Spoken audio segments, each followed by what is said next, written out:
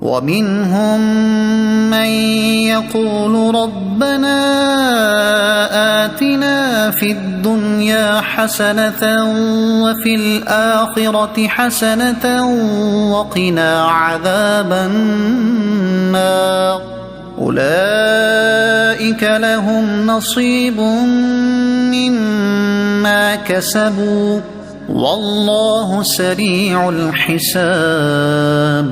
ترجمہ، اور کوئی یوں کہتا ہے کہ اے ہمارے رب ہمیں دنیا میں بھلائی عطا فرما اور ہمیں آخرت میں بھی بھلائی عطا فرما اور ہمیں دوزخ کے عذاب سے بچا۔ ان لوگوں کے لیے ان کے کمائے ہوئے اعمال سے حصہ ہے اور اللہ جلد حساب کرنے والا ہے۔ وَمِنْهُمْ مَنْ يَقُولُ، اور کوئی یوں کہتا ہے۔ تفسیر صراط الجنان میں ہے، اس آیت میں مذکور مسلمان کی دعا بہت جامع دعا ہے اور تھوڑے الفاظ میں دین و دنیا کی تمام بھلائیاں اس میں مانگی گئی ہیں۔ حضرت انس بن مالک رضی اللہ تعالیٰ عنہ سے روایت ہے، نبی کریم علیہ الصلوۃ والسلام اکثر یہ دعا مانگا کرتے تھے، اللہم ربنا آتنا فی الدنیا حسنہ وفی الآخرۃ حسنۃ وقنا عذاب النار۔ دنیا کی بھلائی میں ہر اچھی اور مفید شے داخل ہے، خواہ وہ کفایت کرنے والا رزق ہو یا اچھا گھر یا اچھی بیوی یا اچھی سواری یا اچھا پڑوس وغیرہ۔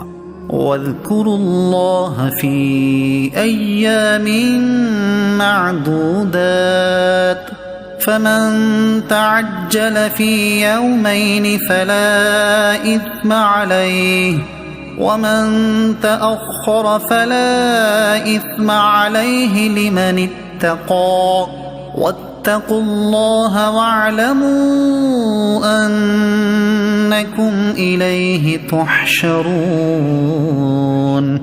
ترجمہ، اور گنتی کے دنوں میں اللہ کا ذکر کرو تو جلدی کر کے 2 دن میں مینا سے چلا جائے، اس پر کچھ گناہ نہیں، اور جو پیچھے رہ جائے تو اس پر بھی کوئی گناہ نہیں۔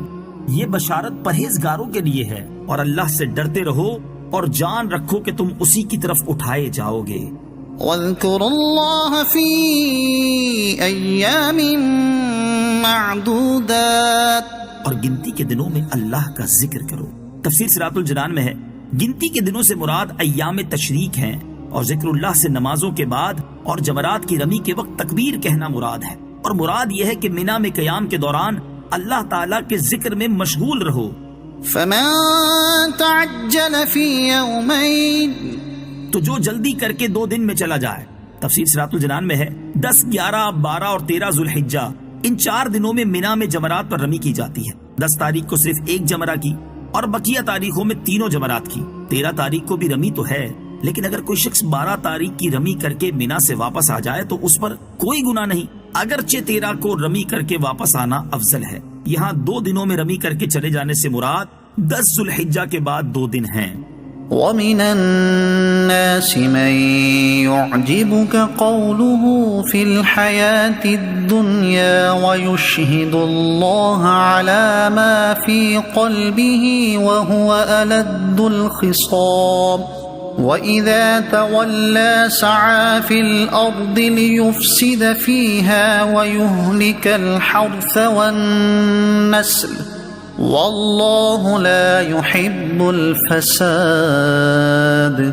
ترجمہ، اور لوگوں میں سے کوئی وہ ہے کہ دنیا کی زندگی میں اس کی بات تمہیں بہت اچھی لگتی ہے اور وہ اپنے دل کی بات پر اللہ کو گواہ بناتا ہے، حالانکہ وہ سب سے زیادہ جھگڑا کرنے والا ہے، اور جب پیٹھ پھیر کر جاتا ہے تو کوشش کرتا ہے کہ زمین میں فساد پھیلائے اور کھیت اور مویشی ہلاک کرے، اور اللہ فساد کو پسند نہیں کرتا۔ من یعجبک قولہ، جس کی گفتگو تجھے اچھی لگتی ہے۔ تفسیر صراط الجنان میں ہے، شان نزول، یہ آیت اخنس بن شریق منافق کے بارے میں نازل ہوئی، جو حضور پاک صلی اللہ علیہ وسلم کی خدمت میں حاضر ہو کر بہت لجاجت سے میٹھی میٹھی باتیں کرتا تھا اور اپنے اسلام اور آپ علیہ الصلوۃ والسلام کی محبت کا دعویٰ کرتا اور اس پہ قسمیں کھاتا اور در پردہ فساد انگیزی میں مصروف رہتا تھا۔ اس نے مسلمانوں کے مویشیوں کو ہلاک کیا اور ان کی کھیتوں کو آگ لگائی تھی۔ یہاں مجموعی طور پر جو خرابیاں بیان کی گئیں وہ یہ ہیں: نمبر 1، ظاہری طور پر بڑی اچھی باتیں کرتا۔ نمبر 2، اپنی غلط باتوں پر اللہ کو گواہ بنانا۔ نمبر 3، جھگڑالو ہونا۔ نمبر 4، فساد پھیلانا۔ نمبر 5، لوگوں کے اموال برباد کرنا۔ نمبر 6، نصیحت کی بات سن کر قبول کرنے کے بجائے تکبر کرنا۔ یہاں آیت مبارکہ میں اگرچہ خاص منافق کا تذکرہ ہے، لیکن یہ آیت بہت سے لوگوں کو سمجھانے کے لیے کافی ہے۔